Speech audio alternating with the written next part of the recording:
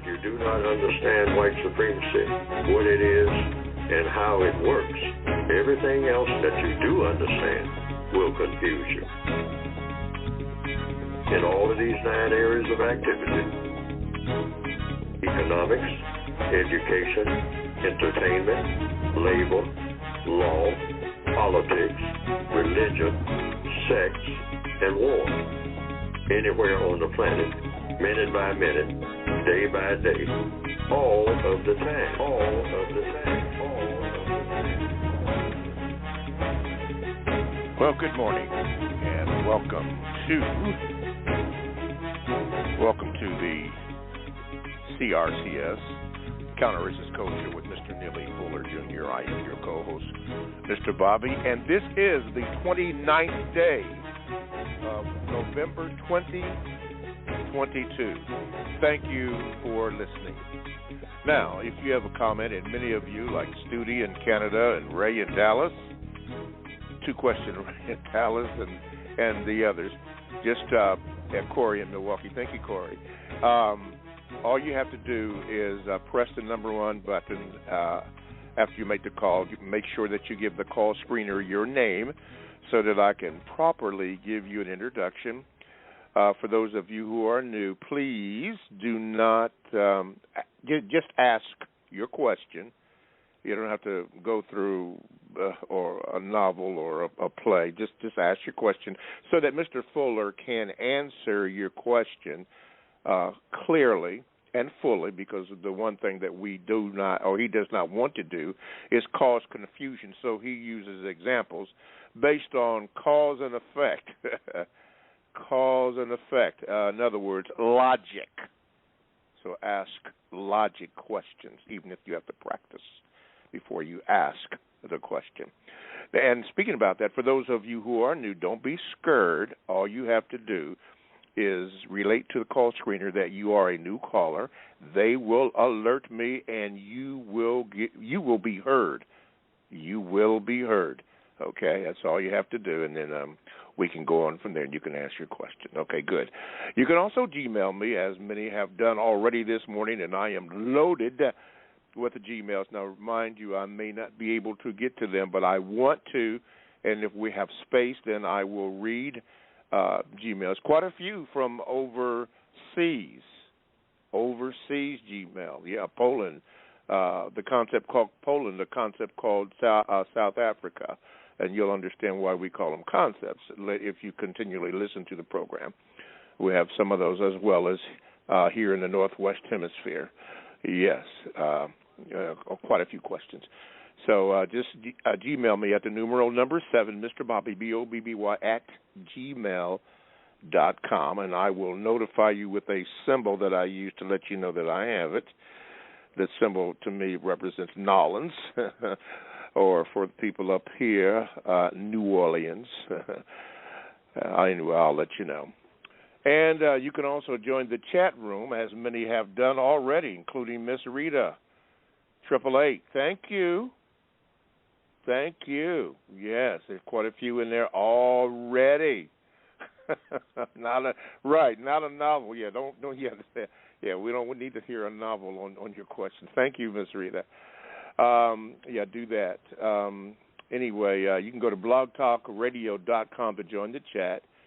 When you get there, you want to click on the icon that mentions that programs, and then to produce just a show. You can do that.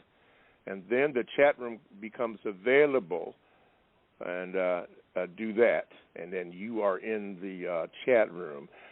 And they have great conversations in there, a lot of good conversations and a lot of good knowledge that you can pick up, particularly after you research it.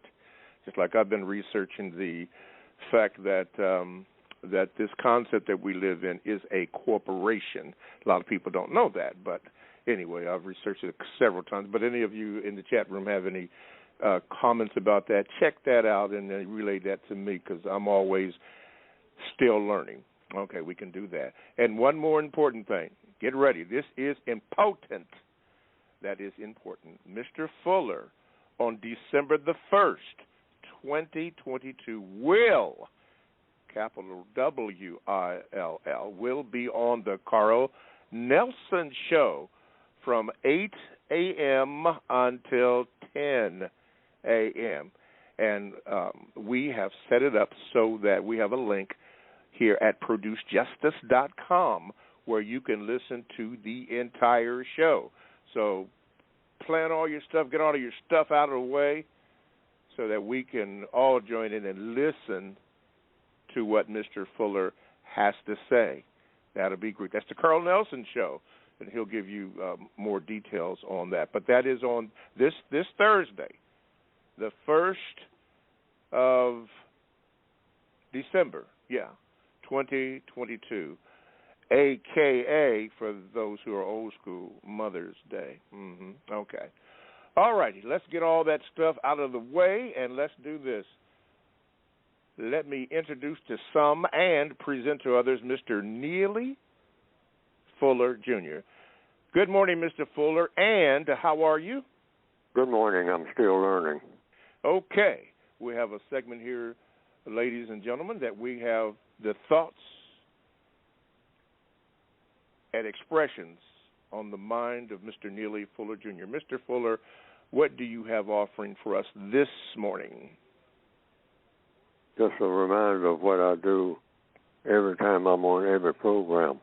Try to stay focused on why we are here. We, meaning all of the people who are on the planet, will disagree with each other probably about why we are here, but stay focused on why we are here and ask yourself that question all day long, every day, and try to come up with the correct answer of why, first of all, you are here, and then, second, everybody else that you encounter or hear about or interact with directly, indirectly, in any area of activity, why people are here on this planet.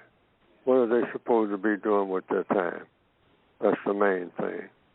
And that should be the questions that should be raised every day when you awaken, why you are here, and then try to, in the most serious manner, answer that question to yourself, because you are here. So why are you here? And so you may come to the conclusion you're here to solve problems. Now, why would you come to that conclusion? Because you probably have been made aware that you have problems, or that others around you have problems. And so each individual's problems become other people's problems, most likely in one degree or another, in a way that influences what's going to happen to everybody who has problems, including the people who perceived that they didn't have problems until someone else made a problem for them, which means you now have a problem. So it could be that the answer to the question, why are we here, it could be we're here to solve problems. What problems? The ones that you encounter. You don't have to go looking for them. The problems will find you. So you think about you're here to solve those problems. Just grab whatever they are and say, well, I know I'm supposed to be working on this problem, and that's my assignment of the reason I have been given a body and breath in that body to do what? Solve the problems as they are presented to me. Then it comes down to the details of how you're going to go about doing it. And it appears to me that that's the reason we're here. And you try to solve problems, and this is the bottom line. problems without making any. I'm going to say that again. Solve problems without making any problems. Solve problems without making any problems. That's what I was thinking about. Okay. I'm listening to you and looking at one of the things that construction action items has relayed on what she does every week, and one of the things that she has said on her post in the chat is something that you always say, which is tell yourself the truth. And I've heard you mention that, to be truthful, and that is so true as we are on this pursuit. Be serious about serious things. Leave silly things alone. Wow. Thank you. All right. Well, that's what you were thinking about. So let's go here, and we're going to go to the phone lines. Whoops, I hit the button here. Two-question Ray. You're on. You're first up. Do it. Good morning, Mr. Bobby. Just one question this morning. Okay. Good morning, Mr. Fuller. Good morning, Mr. Fuller. Mr. Fuller, do you have a compensatory explanation for deja vu? Do I have an explanation for what? Deja vu. Deja vu? Yes, sir. What is it? Different people have a different idea and have explained it different ways. So, what is your interpretation of deja vu?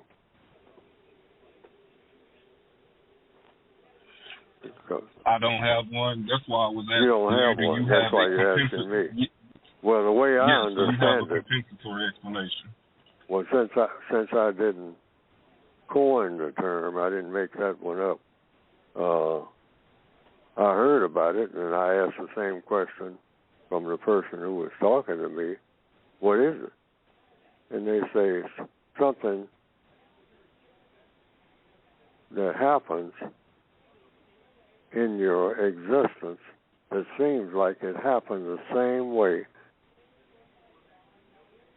sometime in the past, and it's happening again, the exact same way that you have so-called relived. You're now in the process, maybe, doing deja vu. You have that moment in time when you say, seems like I did this before in another life. Mm-hmm. The same time, the same place, the same people were around me. But this is the first time in my life I've been 22 years old, and it's never happened before in this life, but something tells me it seems so familiar, like I've gone through this before in another life. Same time, different time, but same thing. I was in this place at this time. I understand something like that came up in the movie General Patton, where he was on a battlefield, and he was talking about an ancient battle that was fought hundreds of years ago or something like that. And he turned and looked at General Bradley. They said it's based on a true story of General Patton, a World War II soldier and general. He turned to General Bradley, who was with him, and said, you know, I was here. I said, what do you mean you were here? I was here. I remember every detail. I was here. In another life, I was here. Mm-hmm. And I was here in that life. I can feel it. I can feel it. I can smell the battlefield, the sounds, the sights. I walked on this very land. I was here. And I understood what he was saying from what I had heard that deja vu meant. So I'm just passing that on. I'm just passing on what I've heard. I have experienced something like that myself. Omaha, Nebraska, 1946. I remember, I think I was age 16. I was walking up a hillside, and I felt like I'd been there before. I was looking at some houses up high up on a bluff. It's in the middle of the day in the summertime, and not a sunny day, kind of cloudy. But I'd never been in Omaha before, but I felt that I had. It was just for a brief moment. And I held that in for a long time. I thought that maybe I was losing my mind. But I told someone later on about the experience, and he said, that's called clairvoyance. So I guess it's a different name for the same thing. He said, yeah, I experienced something like that, but I forgot what it was. And that was the fellow that I was talking to. He was about 16, about the same age I was. But I just happened to tell him one day, and I thought that he's going to think I'm crazy when I say this. But he said he experienced the same thing. And then he said it's called clairvoyance. He didn't call it deja vu. Now, that's all that I know about deja vu. All righty. Deja vu. Thank you, Ray. Thank you, Ray. And I don't have to tell you not to be a stranger because you already know what's going on. Let me do this. Thank you, Unknowns. You are on it. Those in the chat, check out what Unknown has just dropped on you, which is this same type of research that I have followed. And he's right on it.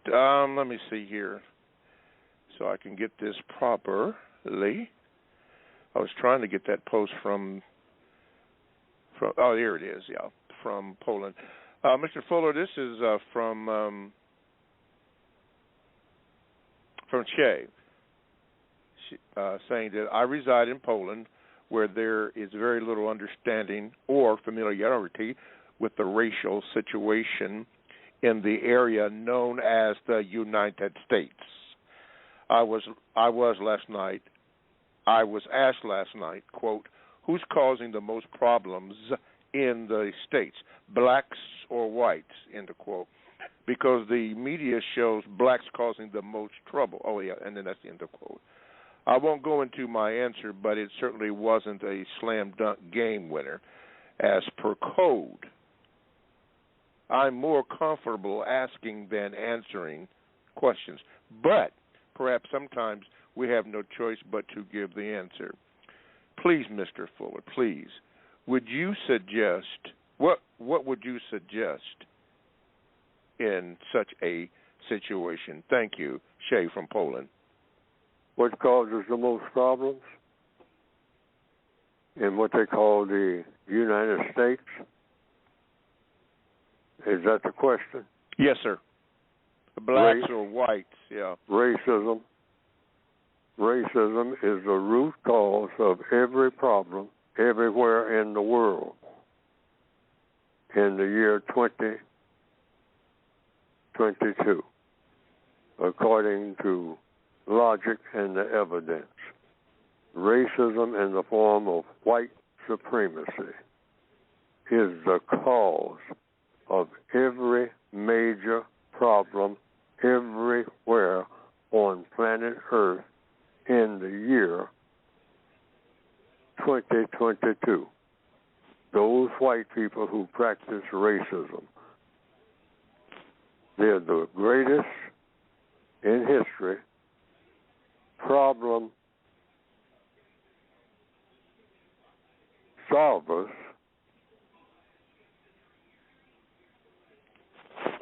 and the greatest problem makers. And the problem that they make is the system of white supremacy. It poisons everything. It produces lots of excellent things.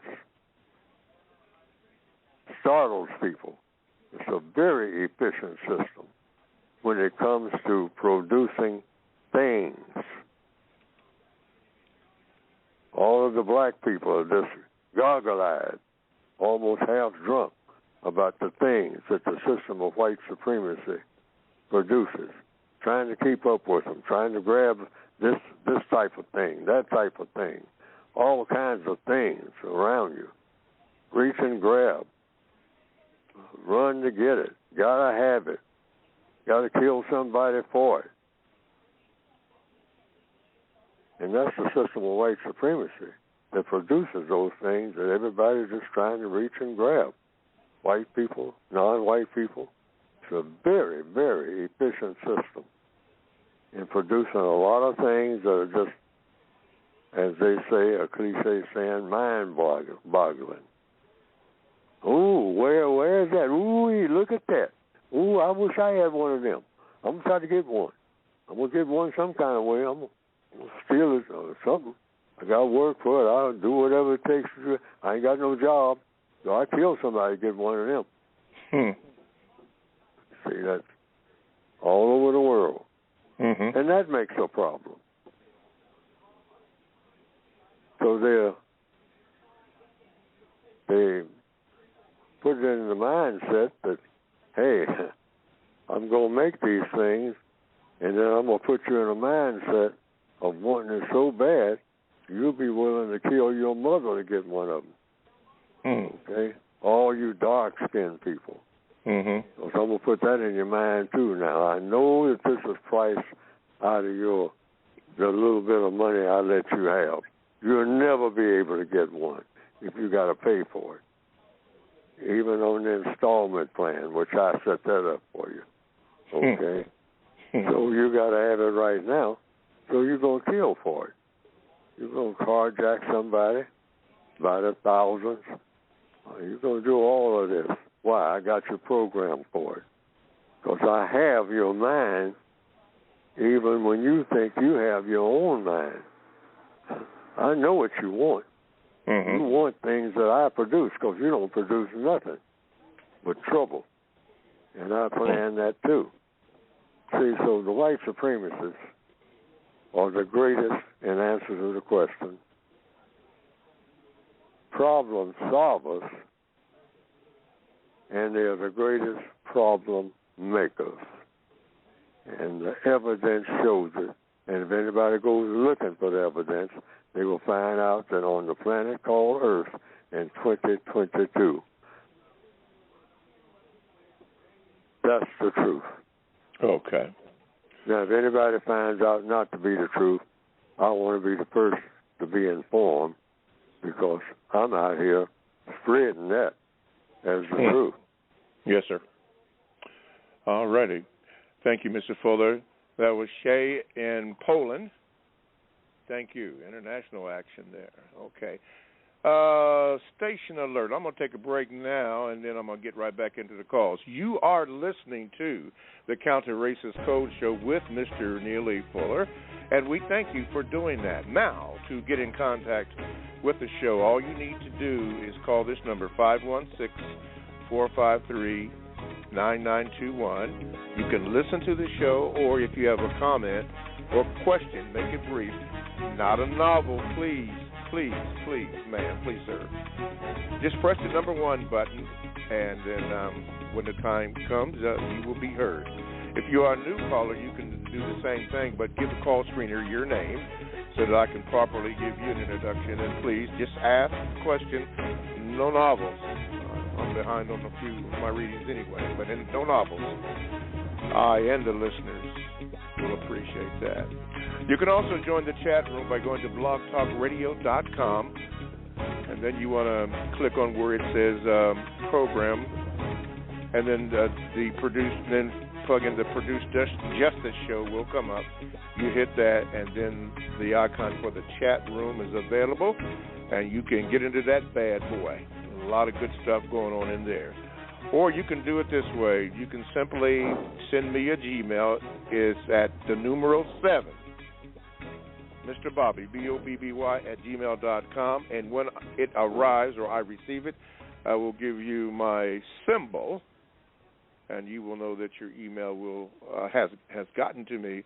And at some point in time, it will be read. I don't know when, but I usually get a chance to read them before they are deleted, but automatically deleted. But we'll see. Hopefully, it'll get read by them. Okay, and this right here, Mr. Fuller will be on the Carl Nelson Show this Thursday, the 1st of December, 2022. At 8 a.m. until 10 a.m. And you can listen to this show without all those complications. Robert and crew, Sharon and Moon Pie. I need to talk to Moon Pie. I haven't heard him for a minute. Set it up that you can get the whole entire show at ProduceJustice.com. ProduceJustice.com. As a matter of fact, you can get replays of other shows that we've had on ProduceJustice.com. But give a listen. More Fuller this Thursday from 8 a.m. until 10 a.m. on the Carl Nelson Show that you can get here by going to ProduceJustice.com. Okay, going back to the calls. Okay, Studi, I'm going to go down to you because you were on and then you were off. So let me see if I can move this bad boy down there. Okay, Studi, I'm going to come to you, and you are, it's buffering, on. What is your, good morning, and what is your question for Mr. Fuller? Good morning, Mr. Bobby. Good morning, Mr. Fuller. So, listening to an old recording of Mr. Fuller, the discussion was about hate, and one of the callers asked Mr. Fuller why the white supremacists hated black people. Mr. Fuller at that time responded with a statement, and I just wanted him now to go into details from that statement. And basically, I'm paraphrasing, but the statement that Mr. Fuller gave was that white supremacists don't hate black people because they are black, but rather they hate black people because they are not black. So I wanted to know whether Mr. Fuller still stands by that statement that he gave, and if he does, could he go more into details as to how or why he came to that conclusion? Okay, Mr. Fuller. It's because that the white supremacists made that decision, that would be their reason. It's a confusing answer. It can lead to confusion. But then the white supremacists, when they explain anything to their victims, it's for the purpose of causing confusion. So I just came up with that one as something for the victims of white supremacy to think about and to keep thinking about. Why do they do what they do? Why do white people do what they do? Do white people do the same things that black people do? Do they have the same aspirations? Do they have the same desires? Do they want to interact with each other the same? Do white people want to interact with each other as white people the same that they interact with black people? If so, why? If not, why not? See, it raises a whole lot of other questions. Why do people, black people and white people, interact with each other the way that they do? They don't do it the same way. Why? Why is it that black males act the way that they do toward black females? Why? Black females the way that they do toward black males. Why? Why does anybody do anything the way that they do it? And as a result of most contacts between people, the whole world is messed up. So, all of these questions, every type of question you can ask. Why is it that everything the way that it is and not the way that it ought to be? Starting with, is everything the way that it should be? And if it's not, why? What causes it to be the way that it is and not the way that it should be? Whatever it is, particularly the relationships between the people of planet Earth, everywhere, in every area of activity, every minute of the day or night, in economics. Why is it you have economic problems? What causes it? Who causes it? Meaning the use of time and energy. And you can include money, but basically it's time and energy. Why do white people use their time and energy in a different way from the way black people use their time and energy when they're given any chance to do so? And if they don't have the chance, why is that? And if they do have the chance, why is that? And why is it they choose to do certain things? White people would do some things a certain way, or not at all, or a whole lot of it. And black people, you look at the same areas of activity, economics, education, they won't do the same thing. They'll do it differently. Or maybe when they do it the same way. Why do they do it that way? And then you look at white people and you look at black people and you say, why is it that seems like white people have all the power and black people don't? There are answers to these questions, folks.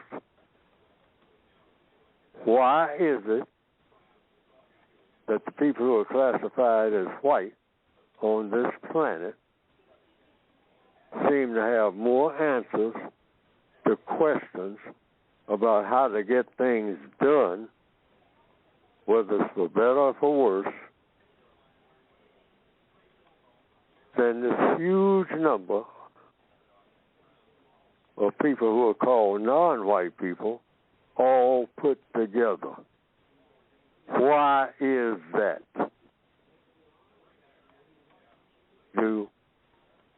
What black person genius has figured out why that is? Because that's the way it is. You don't see white people in boats with their babies in their arms saying, we want to take refuge among the black people. Because the world is all messed up and I don't know what to do about it. I got to go somewhere where there's some black people who can help me solve my problems. It seems like it's always black people who become the refugees. And when white people are looking or in a state where they are refugees, they don't come looking for black people. They bypass black people everywhere. All these great black empire builders. We great people, some of our professors tell us, and intellectuals. Not now, according to evidence. So that three-letter word should be one of the most important words in the English language to every black person on the planet. And that three-letter word is W-H-Y. We should constantly ask ourselves for the answer to that question. Now, we'll say what or where or who, but we don't think about it in depth. Why? Mm-hmm. Why is it this way? Maybe it's because we might have some defects. We don't want to go there. All righty. Studi, thank you for your question. And we'll speak to you next time. Okay, let me see if I can get up in here. Okay, Corey's been waiting. Corey, get ready. I'm getting ready to come to you. Let me see if I can tune you in here. I'll buffer you. Okay, buffering. Okay, Corey in Milwaukee. Go ahead, Corey. Good morning. Good morning, Mr. Bobby, and good morning, Mr. Fuller. Mr. Fuller, last week, this is in relation to the previous caller just now, you said when a black person refuses to do anything that does not produce a constructive result, the white supremacists become afraid. And I would like you to please speak about the word hate and fear and how these words are interrelated in this context. Yeah, I have thought about it. Hate comes from fear. Or fear comes from hate, rather. Or vice versa. Which comes first, chicken or the egg? You hate whatever you fear.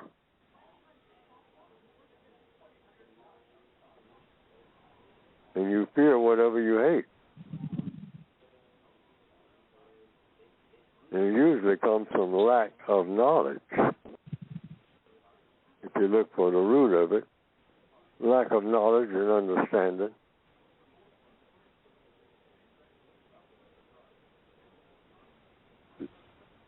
So, Mr. Fuller, when a black person only does what is constructive, why do the white supremacists become afraid? Why do the white supremacists become what? Afraid, fearful. Oh, because anytime a black person does anything constructive, that's a threat to the system of white supremacy. Black people are programmed by the white supremacists, if left on their own, do everything that is stupid and enjoy doing everything that is stupid. There's plenty of evidence that that's true. Anything stupid, call the black person. They want to be right in the middle of it. They want to lead it. If it's something that's absolutely stupid, they love it. If it's something that's backward and stupid, of no constructive value at all, they want to be right in the middle of it. They want to lead it. They'll take the baton away from you. Why? Because we raise them like that, to think like that. They get real bored with anything. I mean, in 5 minutes, they get real bored. They'll go to sleep on anything that sounds like it's halfway constructive. Interesting. The use of that word you just used, stupid, would that be meaning illogical? Yes. It's something that's just, it doesn't make sense at all. They have systematically taught us to be that way and to embrace it, to get on shows and whatnot and just talk about, hey, how much of this can I do? I mean, and things are slowing down. I mean, I'm getting bored. I'm fixing to go to sleep. Why? Because there ain't no whole lot of stupid stuff going on. I love it. I thrive on it. I can't eat enough of it. It's stupid, stupid, stupid. Ha, ha, ha, ha, ha, stupid. That's when I laugh the most. Something stupid going on. Start doing something constructive, I go to sleep. Negro sitting in the corner going to sleep, nodding off. Why? It's boring, that's why. Why is it boring? Because it's stupid. I mean, or why? It's not stupid, rather. It's boring. It ain't stupid, so it's boring. Everything non-constructive is exciting. Something constructive, and you got a Negro present, keep in sleep before you open your mouth about it. Okay. That's sleeping time. You're going to sleep through everything that ain't exciting and tearing up something or tearing down somebody or doing something that doesn't make sense. Yes, sir. That's in the system of white supremacy. That's what it's designed to do. And we're falling for it and don't know that we're that way, which makes it even worse. Makes it even worse, yes, sir. Okay. Corey, Milwaukee, thank you for your call. Thank you very much. Mr. Fuller, before we continue on, do you remember Dr. Welsing talking about the Oedipus complex and how genetic recessive mutant albinos were mistreated by their African origins? I've heard Dr. Welsing talk about it. I haven't given it a whole lot of my attention. Okay. I just wondered, somebody had mentioned that in the chat, and I knew that you and her had talked a few times, but I wondered if that was that you had heard about that. Okay. Well, most of the time that I talk to Dr. Welsing, and I want people to understand this, I talked about what my viewpoints were. Most of the time, most of the many hundreds of conversations I have with Dr. Welsing, I gave her my viewpoints. It was only when I would go to one of her seminars, I would get the full treatment of what her viewpoints were. Yes, sir. So it just kind of worked out that way. It wasn't a deliberate thing. It just kind of worked out that way. When I talked to her on the phone, sometimes for many hours, I would be telling her my viewpoints on this, that, and the other. She had her own viewpoints, which she voiced mostly in her seminars and in her books. And in her books, yes, people who want to be familiar with Dr. Welsing and her works, I am not the person to consult. The person to consult is Dr. Welsing herself. Now, since she has passed away, through her recordings, which she has many, yes, and through her writings, which she has at least one primary book, and and several other articles in magazines.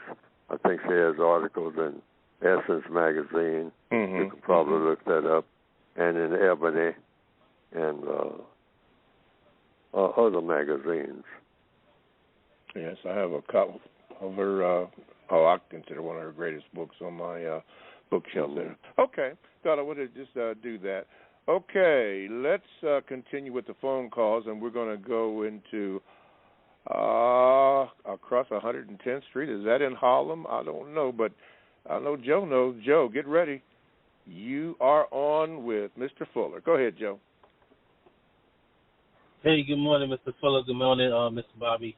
Good morning, sir. So today my question is it inaccurate or incorrect for a victim to claim or use the term neglected pluralism for themselves? Is it what now? Is it incorrect for a victim, another victim, to say that or claim that they are neglected pluralists? No. That's why I wrote in my book. Now, they can't claim that they came up with that, I don't think. Because I invented that term to describe myself. I had a religion, and I don't think that I had the qualifications to keep calling myself by that religious title. So I said, I'm going to come up with a title that accurately describes what my religion really is. Not what I always thought that it was or was told that it should be, and went through the motions of actually putting it on paper and all like that when people would ask me. But I said, do I really do the things that my religion requires? Everything, right down to the letter? And when I was calling myself by that former title, I said, no, I don't. So that makes me a hypocrite.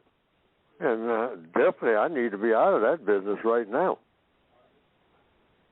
So I said, no, I'm going to call myself what I am so that I won't be misleading people about who I am and what I'm about. I said, because if you mislead people about what your religion is, by first of all misleading yourself, wow, that's a huge mistake. And that is not constructive at all. Yes, sir. Whatever your religion is, if you don't practice it to the hilt, then you need to get another religion or start practicing the religion that you say that you have. Otherwise, you are damaging everybody that you talk to about anything if you're talking to them from a religious standpoint or anything that's supposed to be a reflection of who you are, because you are misrepresenting yourself. Yes, sir.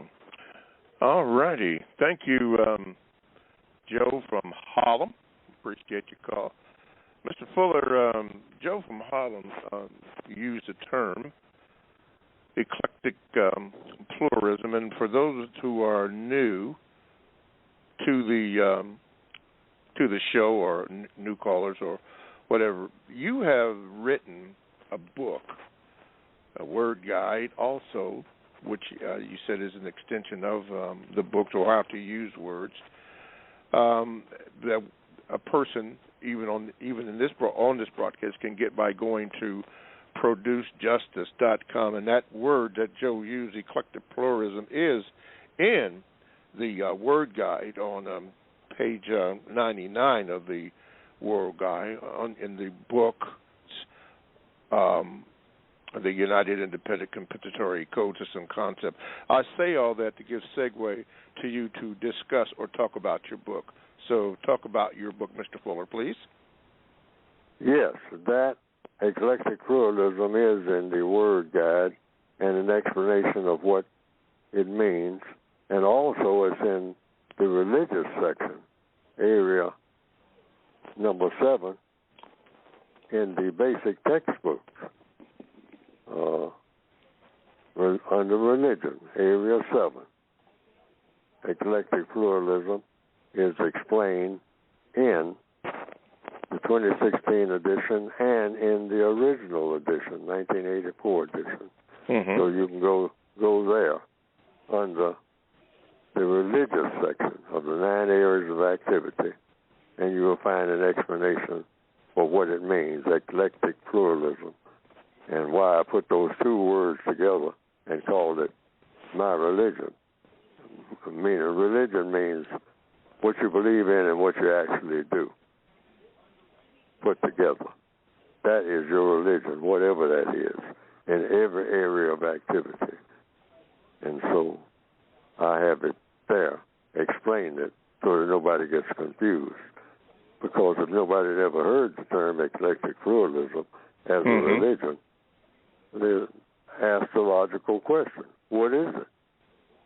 So it's in there, in the textbook for victims of white supremacy, that you can get by going to producejustice.com. And there are many, many other things, including everything that I'm talking about on this program, either directly or indirectly, because everything in the textbooks for victims of white supremacy is about how to suggestions, rather, hasn't been proven yet about what to do in regards to the presence of racism in the form of something called white supremacy being the dominant government of planet Earth here in year 2022. That's the dominant government. That's the hypotheses. Hypotheses mean that's saying you've already come to that conclusion. That's the conclusion I have come to. There's only one government on planet Earth here in 2022. The name of that government is the system of white supremacy. All of the so-called governments are just play acting. They don't come anywhere close to the reality of what the most powerful force among people that's driven by people is in every area of activity, each and every minute of each and every day on planet Earth, and that is, in capital letters, the system of white supremacy.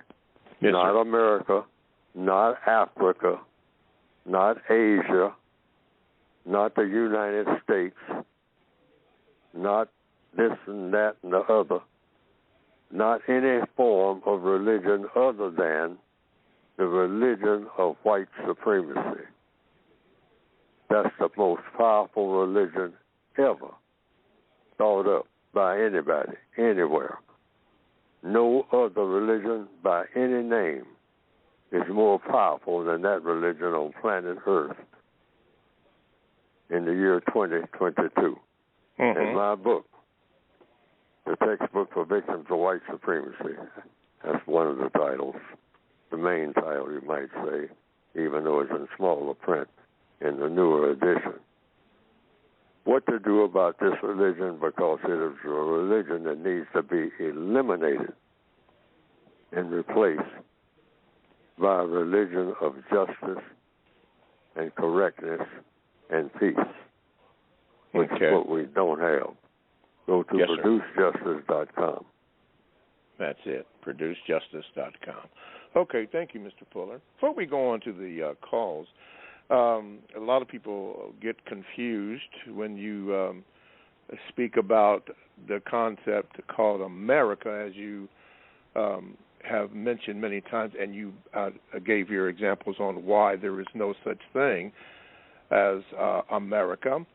Being that is the case, and being that through the research that I've done and continually do, I don't stop, that this concept really is a corporation which has a constitution which blinds the people from seeing that it operates under a republic, which makes it easy for the white supremacists to do whatever they're doing or subject to all power, thus making us prisoners.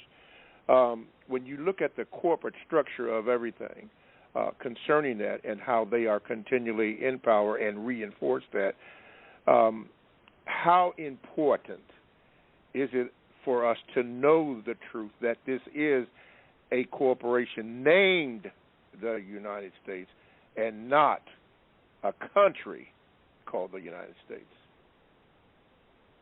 I don't know. I didn't say that. I don't have that anywhere in my book or anywhere in my talks. No, I didn't say that you said that. You said that there's no such thing as America. Yes. Yeah. Yeah, that's what. But I don't have anything about America being a corporation because I say America doesn't exist as anything. That's just a word. Yeah. And that word really means, according to the code, what I have written, it means a person. A person is an American, not an eagle, not a flagpole. No such thing as an American flag. People trying to tear down flags and all this. No such thing as an American flag. An American is a person. A person. And it's a special type of person.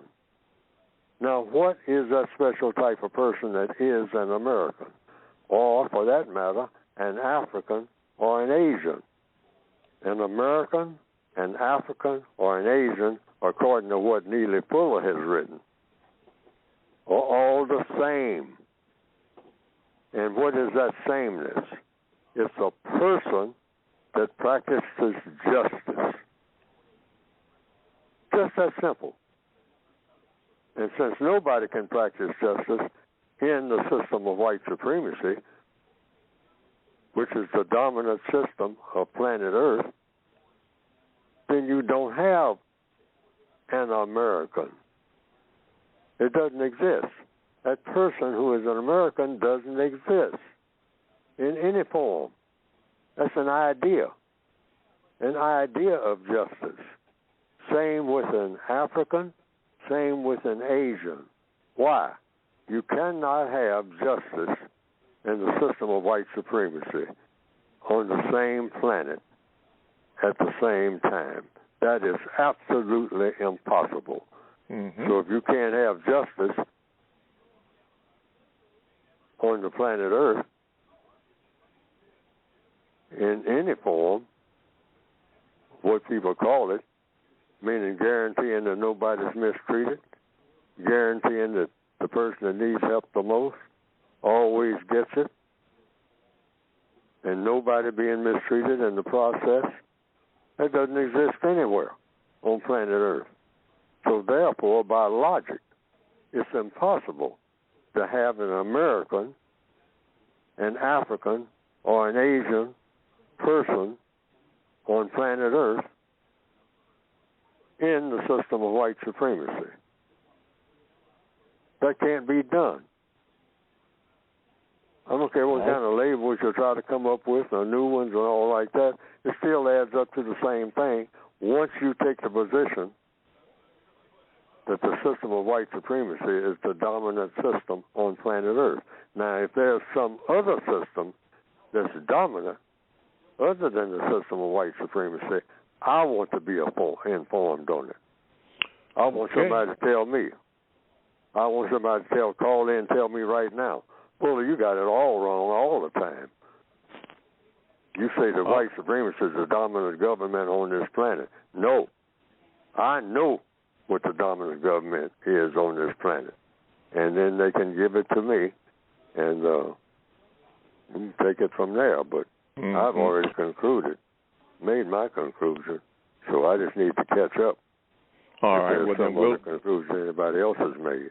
Okay. But I don't know of anything about American being a corporation. I don't know where that came from. Have you looked that up to check that out to see? I'm checking it out now because this is the first time I've heard it. Oh, okay. Check that out. It's the first time I've heard that. Okay. An American is a corporation, and which means somebody said it. Mm-hmm. Now, it comes down to another question I can ask. Who said it? Uh-huh. Exactly. And why? And when? I want to know who came up with this. Uh-huh. Okay. All right. Anyway, we have to conclude the first hour of the concept of the show. So we thank you for your calls, everybody. Thank you for all your chats and so forth. And you have to go. Sorry about that. But we have another hour of the Counter-Racist Code Show with Mr. Neely Fuller Jr. And we hope that those that are going to stay and get ready to listen to the second hour. But if you have to go, thank you, and hopefully we will see you next week. Now, in the remaining 50 seconds, Mr. Fuller, that we have to close out the first hour, it is yours, and then we'll go to the second hour. Just go to producejustice.com and get the textbooks if you don't already have them. And read them. Not try to read great parts of it at one sitting. Just pick up the book every day and glance through it. It might help make your day. It might help make your day. All righty. Thank you, everybody, that listened to the first hour. Stick and stay. Don't go away, because we have another hour of the Counter-Racist Code Show with Mr. Neely Fuller Jr., which will commence in 10 seconds.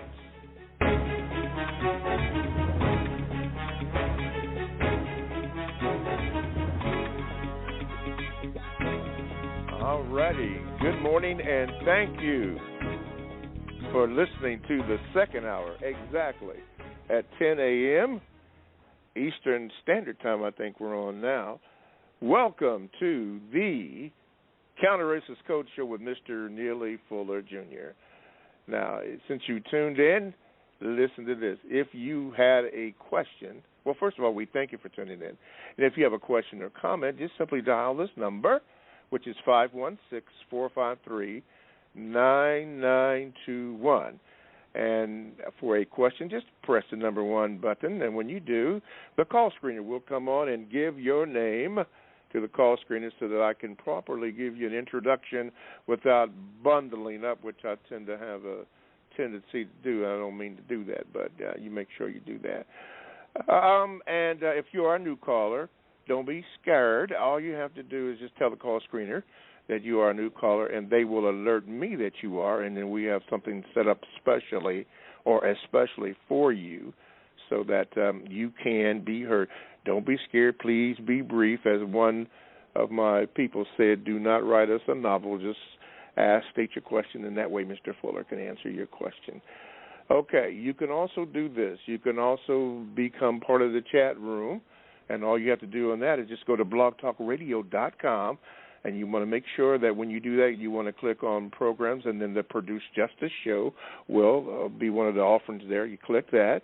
And then when you click that, the chat room is available to you, and you can be part of the people that are in there. And there are quite a few people in there today with some interesting conversations. And occasionally I will select something to be heard in there, and then we will put that over the air and, maybe chat about that live. But you can do that. Also, if you do have a question, you can do this. You can Gmail me at the numeral 7, Mr. Bobby, BOBBY, @gmail.com. And when I receive it, I will give you my symbol to indicate that I do have it. And it will be read at a certain time. Now, I cannot tell you when that time will be, but when it is read, I will inform you that your question or your comment is being addressed to Mr. Fuller, and we can go from there. Okay, now one more thing. This Thursday, day after tomorrow, December the 1st, Mr. Fuller will be on the Carl Nelson Show. More Fuller. That's right. We're going to get fullered up on the Carl Nelson Show. That is going to be this Thursday from 8 a.m. until 10 a.m. Eastern Time. And the good people here at ProduceJustice.com have established a link so that you can listen to the entire program. So be sure to tune in and listen to Mr. Fuller. And maybe if you want to, you can call in. I know Swa does from this show, and he calls in there sometimes. Swa out in California, he does that to ask Mr. Fuller some questions and give some answers. Don't forget, Mr. Fuller uses logic, cause and effect. So check it out and see how you like it, Brother Carl. Okay, I think that is it. Okay, I think that's it. Okay, back to the calls. Let's see. Okay, let's do this. Dollar Bill, did we get you? Dollar Bill, are you there? Okay. Didn't get him. Okay. Let's do this one. Good morning. Oh, wait a minute. Okay, Jimmy, hang on. Dollar Bill, is that you? That's me. Okay, go ahead. All right. Good morning. Good morning. I'm sorry for the delay. I had my phone muted. Oh, okay. But good morning, everybody. Good to talk to you guys again. Mr. Bobby, I just wanted to ask Mr. Fuller two questions, really. One is regarding the melanin code. I don't know if he knows about that, and his feelings about that movie, the Melanin Code, which he is speaking on, or they're using his voice in that movie. And the second question would be, wait a minute. Hey, Dollar Bill, you know the rules. Let him answer the first question, yeah. Then we'll get to these. Okay. Okay, Mr. Fuller? Have I heard of the Melanin Code? And seen the video. No, I haven't. Okay, well, it's inspired by, it says it right on the cover. I'm looking at it right now, inspired by Neely Fuller. I watched it, and it is your voice on it. You're using your voice, and it's by Marcus Small and Dr. Boyce Watkins. Very good documentary, but I just wanted to know if you had anything, you had really, if they got your permission to use your voice and all those things, and your input in it. Well, just about nobody. Very seldom does anybody contact me to get permission to use my voice, if ever. Wow. So a lot of the things that are being said out there, you can put a question mark on it as far as, what, is this something I actually said?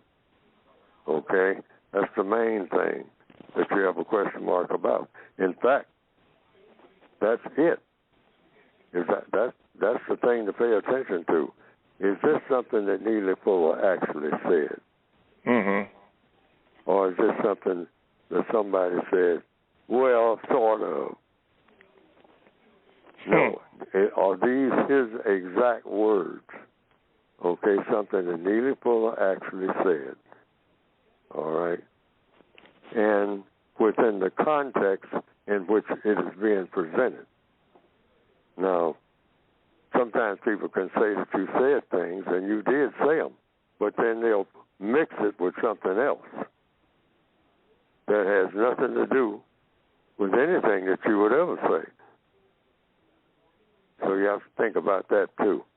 Mm-hmm. Just usually stick with what I actually say, either in print or on the air.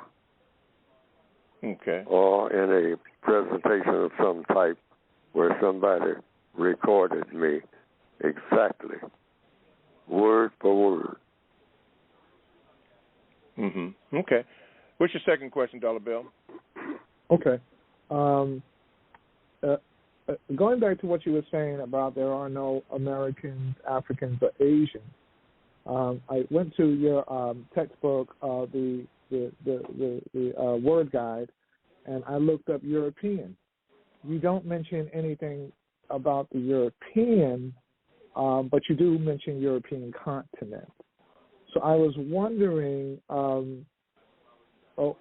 is there such thing as a European?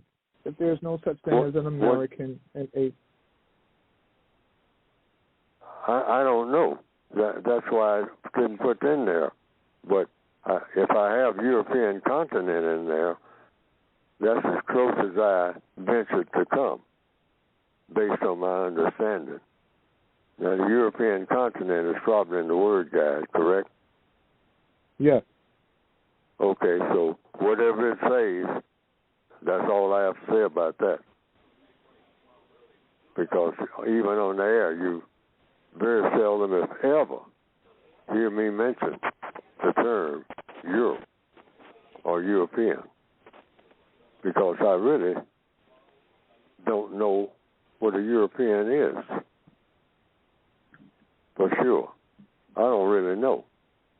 What makes a person a European? And even I've had doubts, since we're talking about it now, about what the European continent is supposed to be.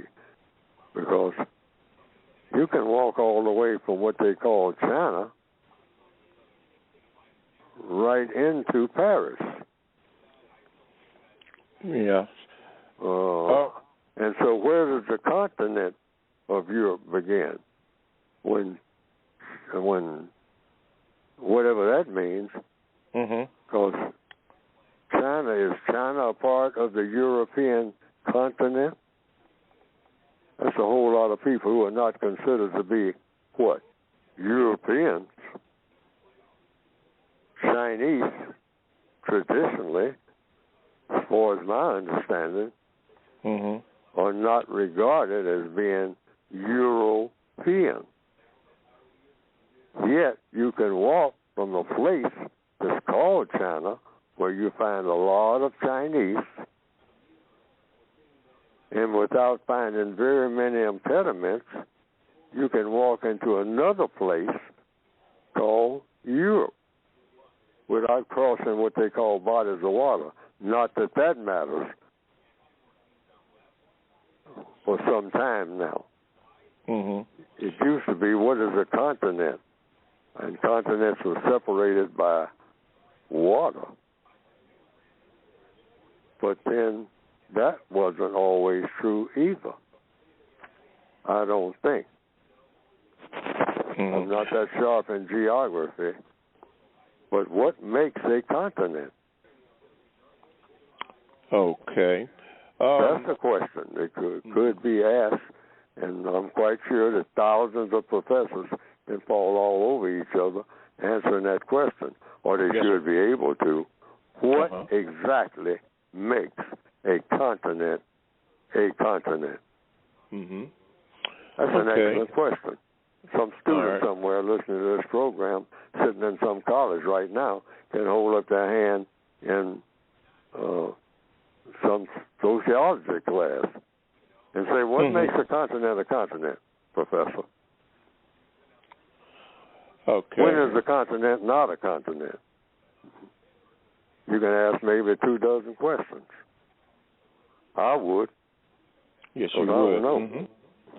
Okay. Well, since we're there, and since Dollar Bill asked the question, Mr. Fuller, could you turn to page 112 in the Word Guide at the top?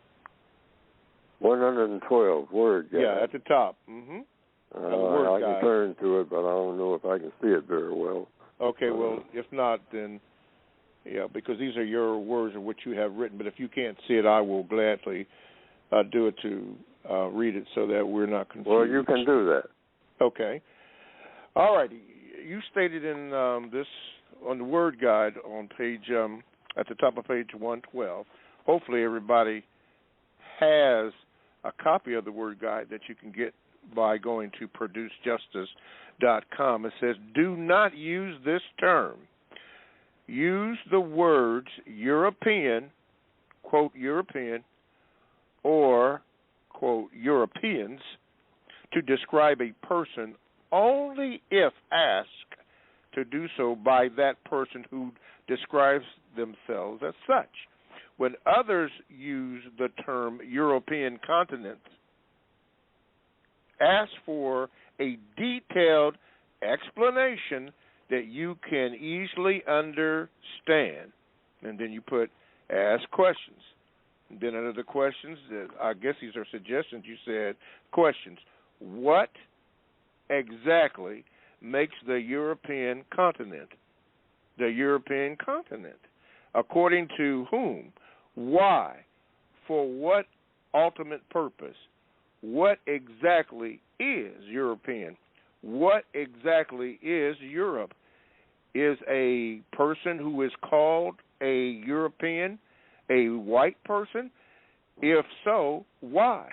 When exactly, if ever, is a European not a European? When exactly, if ever, is a white person not a white person? And that was the end of it. Yes, I see that now. Yes, I'm able to see it now. Okay, all right. And then those questions do stand, and that's all at this point that I have to say about the European continent, and or if they're associated with some people called European people, that's all I have to say about it. I raise questions. I just have a series of questions myself. I don't know what I should know about what makes a European a European. And are there times when a European is not a European? And when are those times? Under what circumstances? And which areas of activity?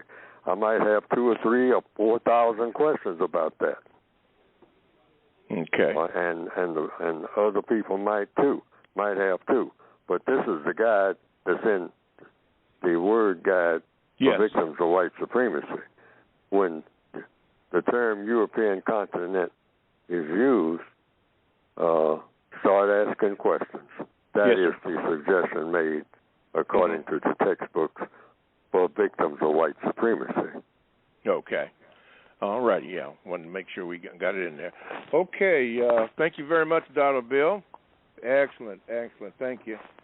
Okay, this comes from Anonymous, Mr. Fuller. It says that, Mr. Fuller, now I'm part of a book club that I enjoy with a mixed company of white women. Another African American woman that I know from childhood was invited to join, but she and I are not friends, and I do not like her personally or ideas. Should I leave the group to minimize conflict, or do I stay and choose to get along with her in unity until she takes action against me in the current times? Thanks, Anonymous. Depends on the details of what's going on. If she's not threatening you physically, you don't run from a verbal exchange from anybody if you're allowed to stay without any physical harm coming to you. And she says whatever she says. According to the code, she can say whatever she wants to say about anything dealing with race, racism, and counter-racism. I don't know what the requirements of the book club are, but the first thing you should get straight with the book club members is that, what is the book club for? Get that real clear in your mind. What is the book club for? Is it to get people to like each other? That's a question. Get your questions ready in your own mind first. Starting with, why are you a member of a book club? What do you intend to be the constructive result of you being in a book club? You have to know why you're there to start with. And then you ask, what is the club for? And if you and the club are on the same page, shouldn't be any problem. But the first question is, what are you doing in being a member of a book club? Something you wanted to do. It gets back to those, like it says in the code book, those 4 wants. Mm-hmm. Everybody wants something every second of every minute of every day throughout the entire planet. All creatures, not just people, all creatures. Every ant wants something. Every waking moment, you want something. So you want to be a member, apparently, of a book club, unless you were forced to become a member. So it comes down to, what do I want to do in this book club? Because that's the first question. Mm-hmm. What do I want to do in this book club? Why do I want to do it? How do I plan to be in this book club and conduct myself? I have a plan, or you should have one. And what do I expect the constructive result to be? Those 4 questions. Mm-hmm. And those 4 questions should be asked, and you can ask them, of everybody else in the book club, including the person that you say you're having some difficulty with. Mm-hmm. You can ask her, what do you want to do? Or what do you want me to do while I'm here? Mm-hmm. See, those 4 questions, they apply to everybody. Yes, sir. According to the code. Why? Mm-hmm. Because they're problem solvers, that's why. Those 4 questions are guaranteed to lead you right to a solution to whatever problem is going on in that book club. Yes, what sir. do I want to do? And that and other people can be asked the same thing. What do you want to do? Each and every person in there. Those 4 questions will always take everybody, not where they want to be, but it will take everybody where they should be. Yes, according to what?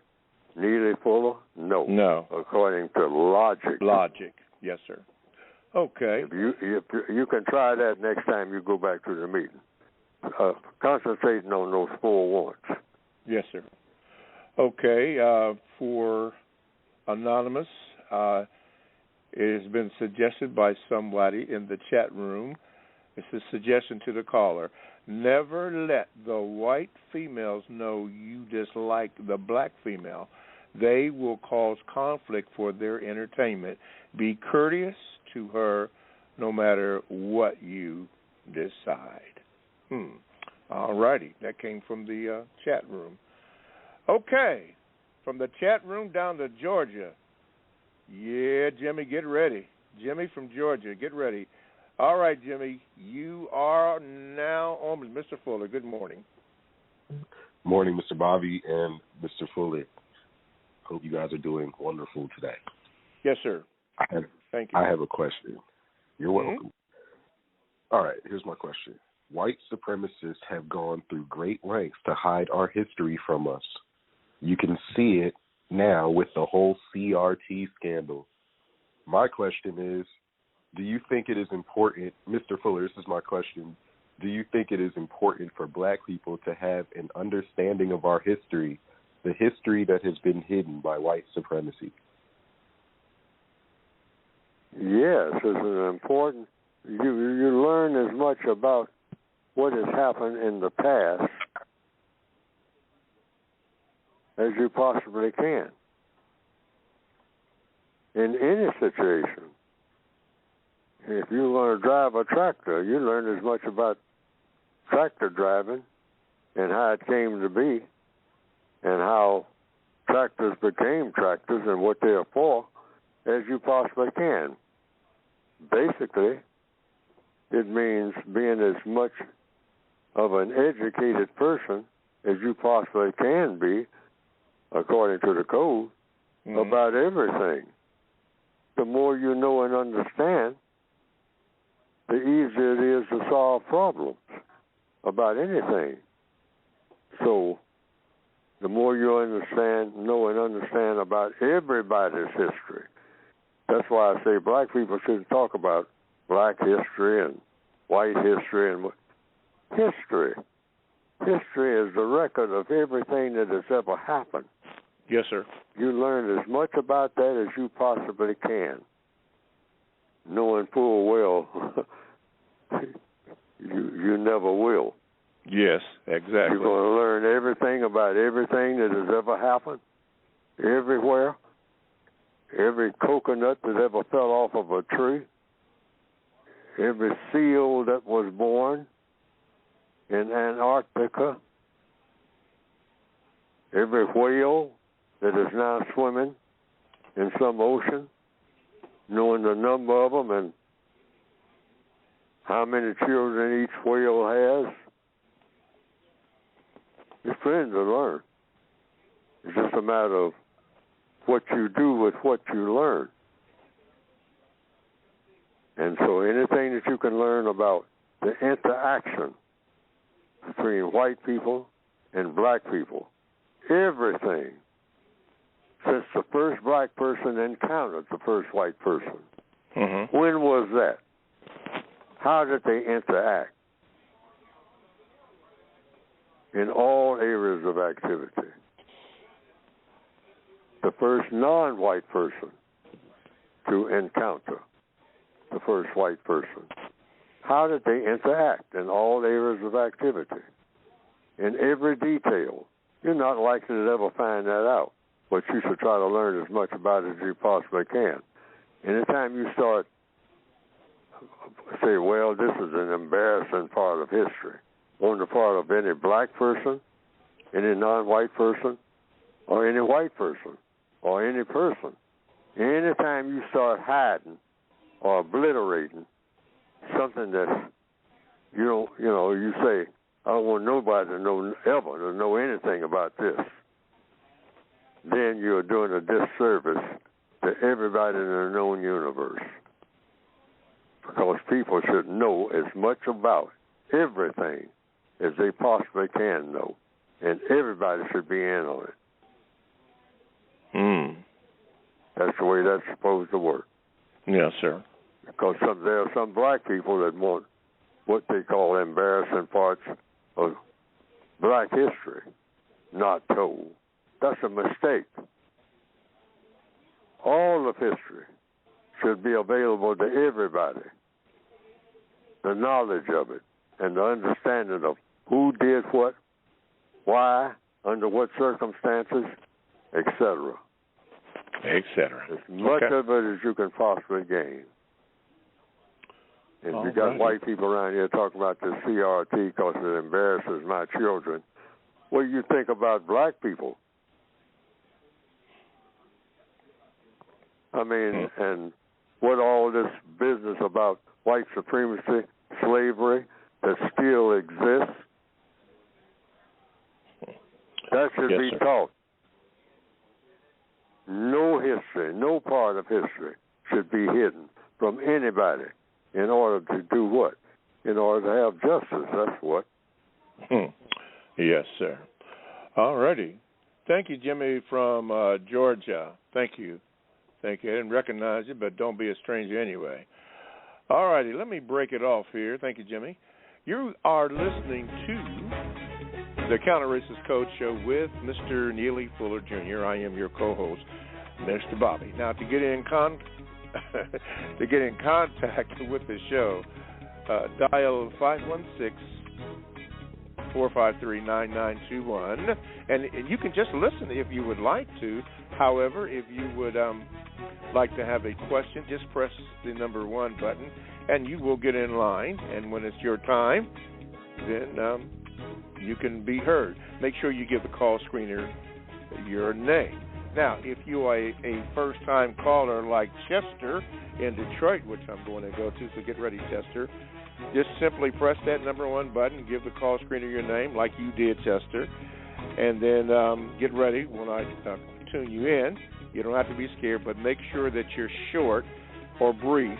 You know, don't write a novel or preach a novel. Just ask your question to give Mr. Fuller time to answer your question, because as you can see, he uses logic, cause, and effect, so some of the answers may be long. But that's because he doesn't want anyone to be confused about anything that he says or has written. So, yeah, make sure you do that. You can also get in contact with the show by my Gmail address, which is the numeral 7, Mr. Bobby, BOBBY, at gmail.com. You can ask your questions there, and then when I get it, I will give you a symbol that you know that I have received it, so it will be read at a certain time. And lastly, you can get involved with the show by going to the chat room, and all you have to do on that is go to blogtalkradio.com. And then you want to make sure that when you do, you want to click on programs. And the program is the I almost said the compensatory concept. No, that was Mr. Fuller and I's show. The Produce Justice Show. Let me say that again. The Produce Justice Show. Click on that bad boy. And when you do, then the chat room becomes available to you, which you can click that and you can join in the chat room and get the latest information, including what we talked about last week. Construction action items has a list up there of the topics that were discussed. Somebody today even mentioned the 10 stops, which, by the way, are mentioned in the textbook that for victims of racism at producejustice.com. The 10 stops. If you don't know what they are, they're in there. And also, I believe are they in the Word Guide, Mr. Fuller? The 10 stops. I don't think so. Okay. But I don't see how. You can look in the back of the book. That's the fastest way, and see if you see the 10 stops listed. Okay. but I don't remember. I've written so much. Yes. And I'm getting up there where I don't remember a lot of things. Even sometimes what I say on the program this morning. Well, that's what I'm here for. Yeah, you can play it back. I mean, and I may sometimes say, did I say that? But I don't. I try to be very, very careful of what I say, because I tell everybody that's part of the code. Be very careful of your choice of words. Just don't throw words around any kind of way. No, I mean, pick every word like you're picking a diamond. Yes, sir. Okay, carefully. Okay, anyway, that is what you do in order to get in contact with the show, and then make sure that you, if you're new, make sure you get that book, that word guide. Or, excuse me, that, I was thinking about the driver's manual, but make sure you get the book that will help you out. And anywhere you go. And one more important thing. If you want to hear more of Mr. Fuller, you can by going to producejustice.com, and he has all the programs that are on there. But also, this coming Thursday, hey, Chester, this coming Thursday, December the 1st at 8 a.m., Mr. Fuller will be live on the Carl Nelson Show. That's right, Brother Carl Nelson, his show, and you can listen to Mr. Fuller and Robert and Sharon and Moon Pie and all the others that I do not know have created a link at producejustice.com into that, so you can listen to Mr. Fuller on the Carl Nelson Show. Thank you, people, for doing that. So make sure you do that, and you can learn some interesting things and more of Mr. Fuller. Okay, here we go in the last 28 minutes of the show, and we are going to go to the new caller in Detroit, and that would be Chester. Let me see if I can buffer. There you go, Chester. Good morning and welcome to the show. What is your question for Mr. Fuller? Good morning, Mr. Bobby and Mr. Fuller. Yes, sir. Mr. Fuller, you had mentioned that we all have some poison in us. In your opinion, could you elaborate on that a little bit? Yes. People are not the quality of people that they ought to be. That's why in the code book I say that everybody on the planet should aspire to be, and I gave this title to it, this is what I call, hey, you can't, it doesn't get any better than this. And that's a universal man or be a universal woman in total harmony in constructive activity. All ways in every area of activity. Be constructive in everything that you say and everything that you do. Now, no one, that's why I say that white people or non-white people, no person who is on the planet now should brag about anything, ever. Don't be caught bragging. Don't even think of bragging about anything, no matter what you accomplish.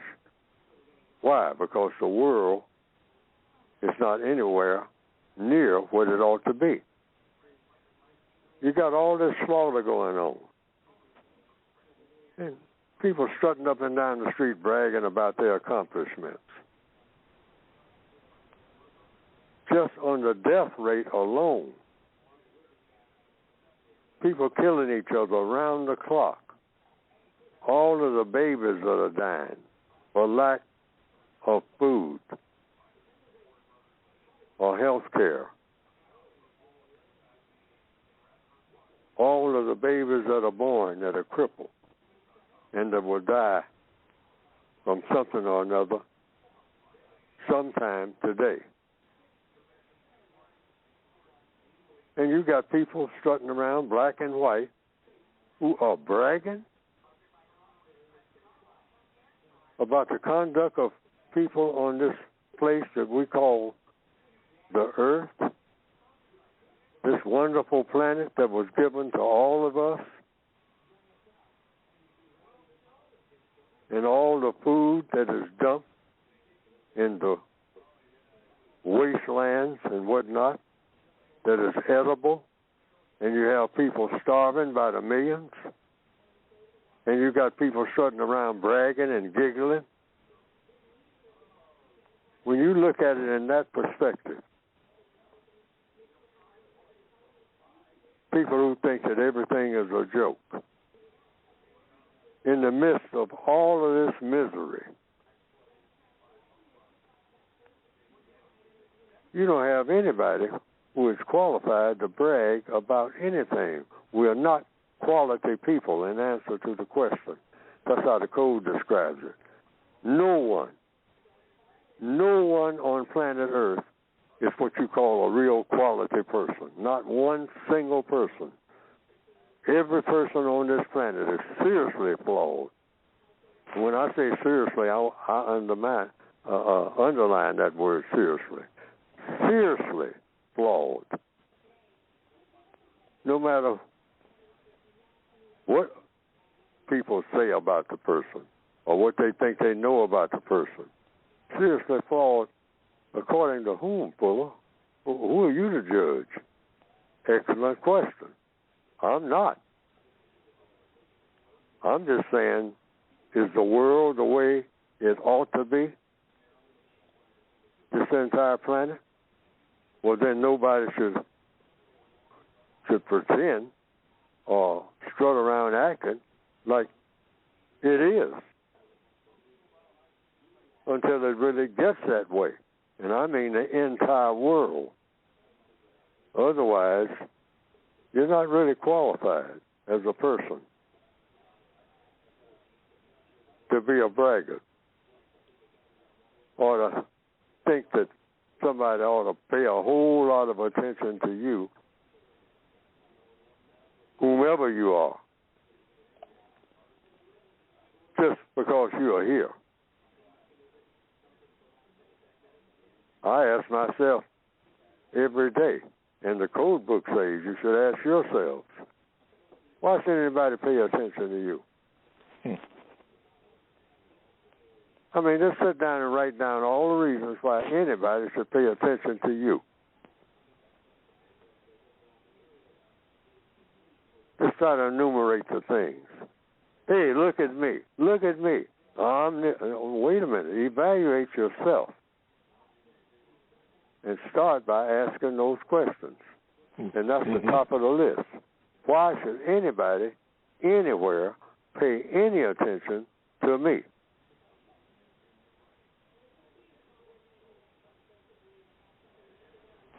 All righty. Thank you, Chester. And my usual thing when somebody is a new caller is to say, don't be a stranger. Thank you for your call. Nicole, guess what? It's your time. Let me see if I can get you in here. And thank you for holding the call. All righty. You are in, Nicole. Good morning. Good morning, Mr. Bobby. Good morning, Mr. Fuller. Mr. Fuller, you're on fire today. As in the first hour, stupidity, even in Living Next Door, experienced a Martin Luther King nonviolent moment when I got snuffed by a woman that consistently pulled up in front of my home to visit her mom throwing trash. I constantly pick it up as we are taught to make our neighborhoods better, which leads me to Dr. Wilson, who took another viewpoint of racism through you, Mr. Fuller, to mentally educate us on self-awareness, how to disarm white supremacist ways through their symbolicness by replacing it with counter-racist.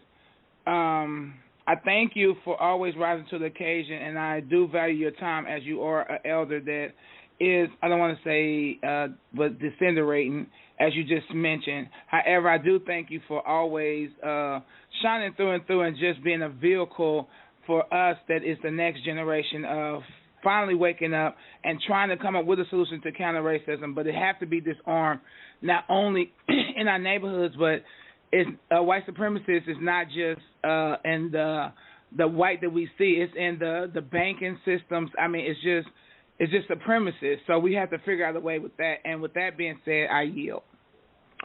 Thank you, Nicole. DGQ. Thank you. Appreciate you.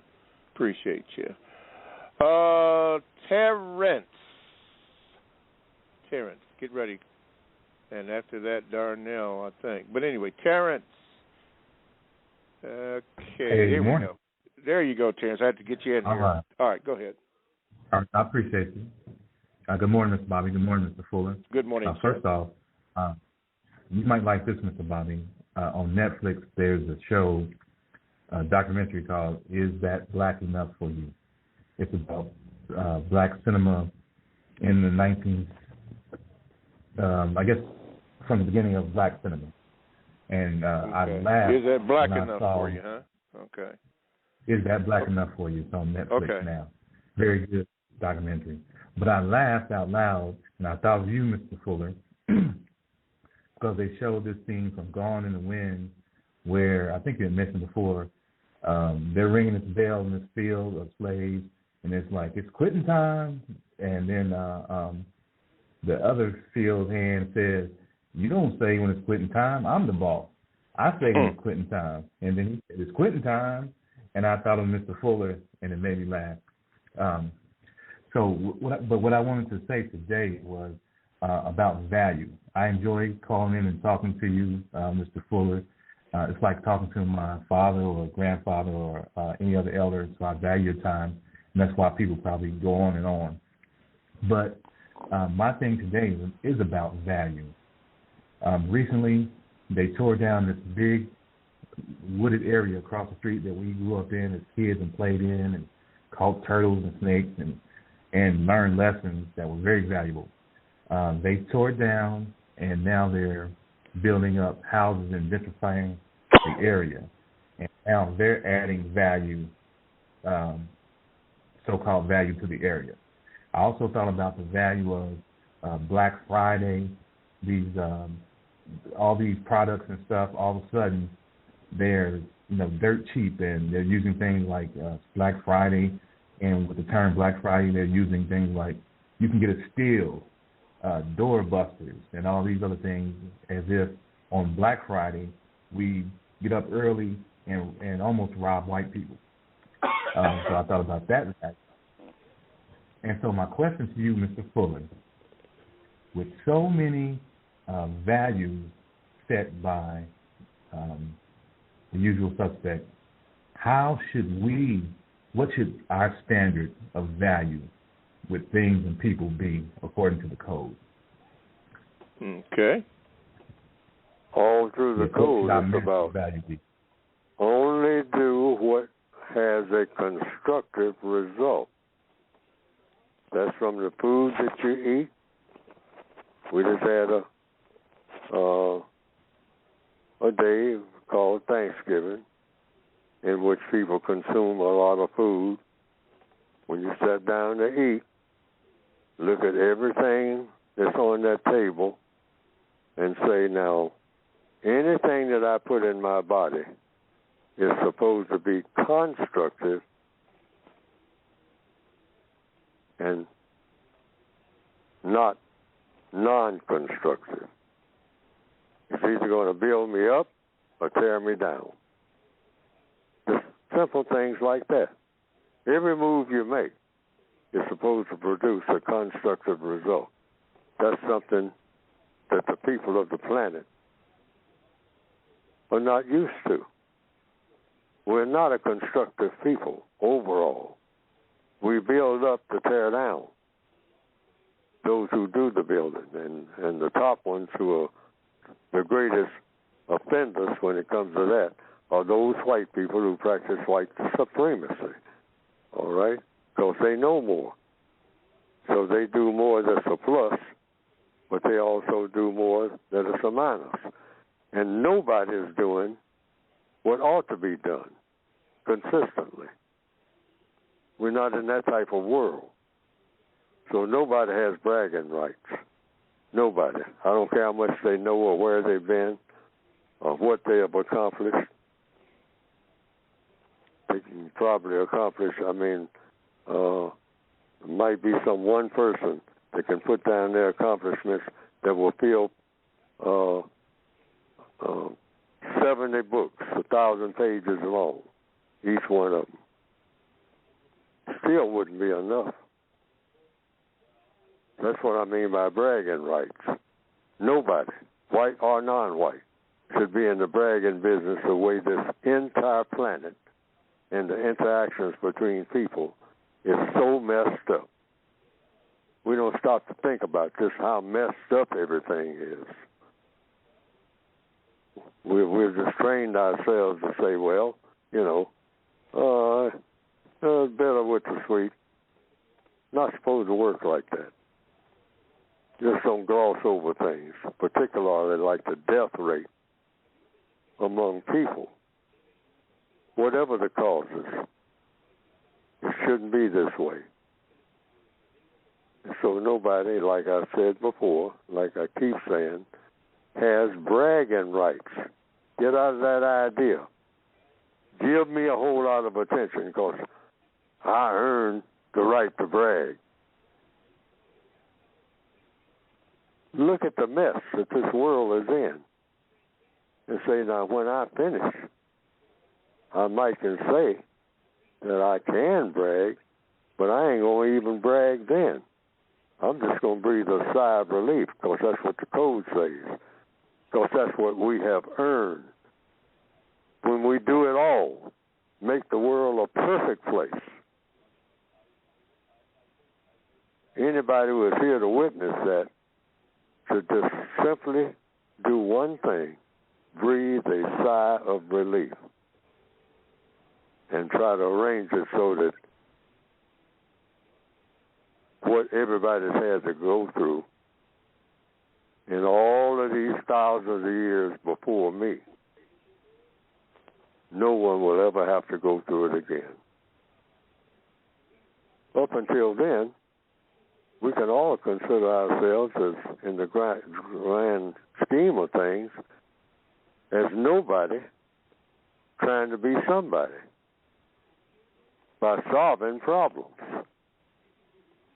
And we should wake up in the morning and go to bed at night asking ourselves, like I started this program this morning, saying, what problems have I solved? Not asking other people that, asking yourself that. What problem have I solved? Last week, this morning, right now. I got the rest of the afternoon maybe because it might be noon somewhere. But between now and the time I go to bed is what every person should ask themselves right now. What problem will I have solved that needed solving? In the most constructive manner. Because if I haven't solved the problem, not even with a minute that I've been given, I've wasted that minute. Because that was given to me. You didn't have any minutes that weren't given to you.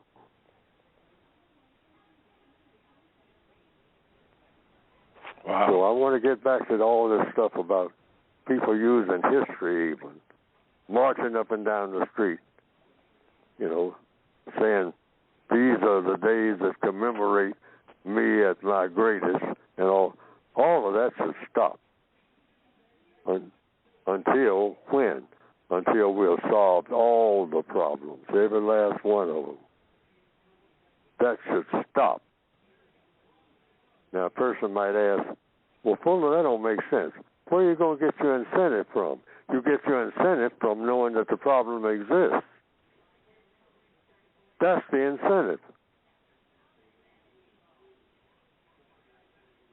Say, yeah, well, shouldn't somebody cheer you on? Shouldn't you have a cheering squad like at football and whatnot? That's just it. We got a football game mentality about everything. No, that's not the criteria. not how big the cheering squad is. The criteria is this something that needs doing? That's a question. Mm-hmm. What should come right behind that is, I got to get it done. That's it. Mm-hmm. You're aware that it's something that needs doing, get it done. As soon as you get it done, breathe a sigh of relief and look for the next thing to get done, and the next thing, and the next thing. Say, well, man, Fuller, when do you have fun? That is fun. According to logic, that's fun. But we haven't been taught to be logical. Mm-hmm. Yes. We're just looking for any reason to show off to get attention. And spend our lives doing that. Spend big money doing that.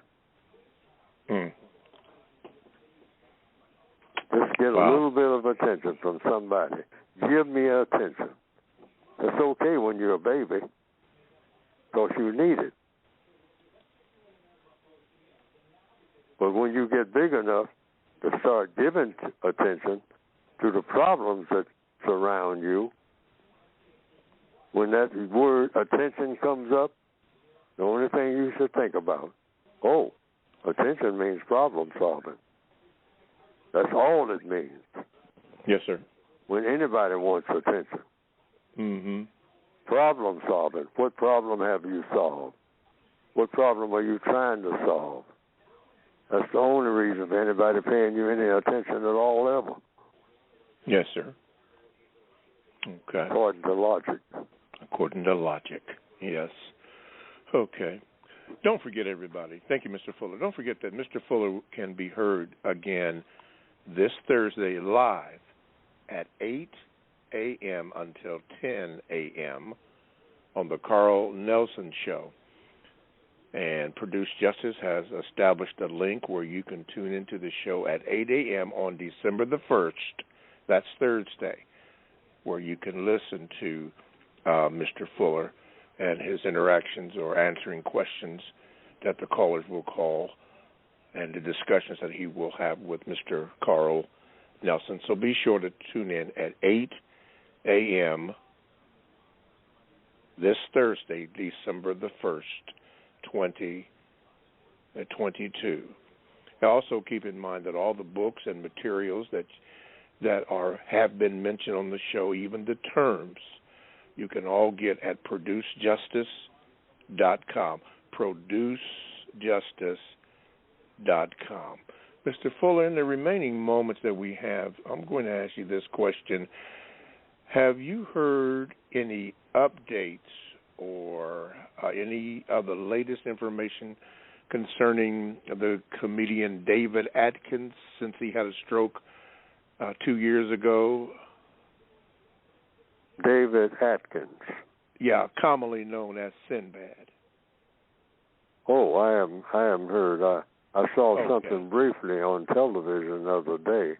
Yes, but sir. I didn't know that he was seriously ill or anything. I didn't know anything about that. Yeah, seriously ill, debilitating stroke, almost to the point of death, where they had to operate on his brain to remove a blood clot twice, and he was in pretty bad shape. So I was wondering if you had heard any more information on him. Okay, but you haven't. Anybody else, even in the chat, let me know here.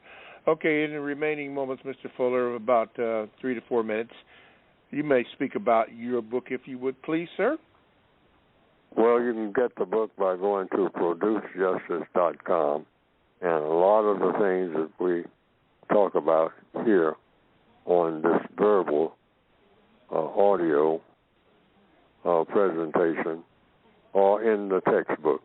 And the textbook is supposed to be designed just for the overview to help the individual victim of white supremacy. If you don't consider yourself to be a victim of white supremacy, the book will probably not serve any of your purposes. But for those who think that you have a problem with racism, either directly or indirectly, the book is supposed to help you to figure out what to do and how to go about doing it, and what to say and how to say it, and everything that's related directly or indirectly to racism.